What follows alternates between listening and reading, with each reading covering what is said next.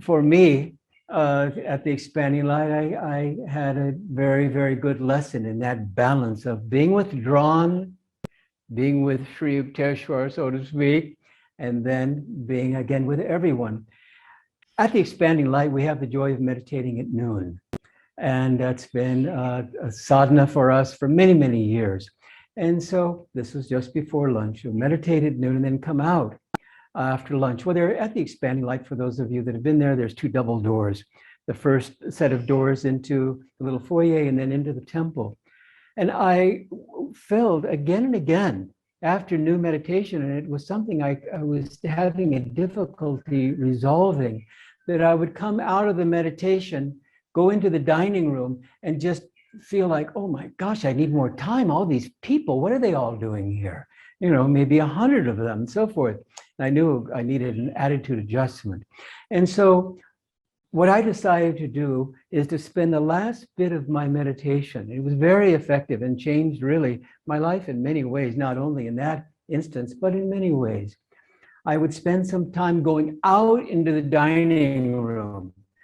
As Swami Kriyananda would say, when I speak, I fill the whole room with whole auditorium with my aura, with my vibration. I thought, my goodness. And these fabulous speakers that have this wonderful and refined consciousness can do that. But I thought, in my own way, let me try. And so I would go out in my meditation with visualization and just be there with people.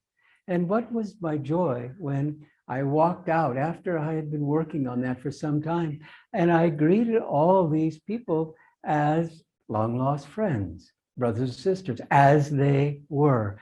And then I thought to myself, I need to apply this always in every aspect, no matter what I'm doing. When God is calling us to do our seva, even though we may be meditating, then heed that call. And don't feel that there's any resistance. Feel like there's a door within your heart where you can be within and be with God, and then go out and serve. And in a moment's notice, one very, very startling example for me, which was an early lesson when we were running the center in Sacramento many years ago, a monk and I, Vijay. And I knew Vijay's routine very well. He would, we were supplementing our income by working outside, and he would come into the living room, get out a newspaper and eat his lunch. And I was meditating at the time, and I felt that I should go join him. And I said, I'm not married to him. He's my fellow monk, and that's wonderful, but he's not going to pay any attention to me at all. Maybe he'll say hi, and that'll be it. And I'll be leaving my meditation for that. Forget it. But then, as we know, follow your bliss. And my bliss just dried up in my meditation. I thought, oh my gosh, what else can I do? And so I went out, and what did he say? Hi. And that was it. Went back to his newspaper and so forth. But the joy was there. And I always remember that experience, that we have to really heed that call.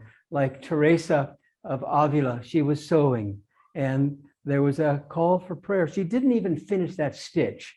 Thought, wow, very good. That takes a bit of will.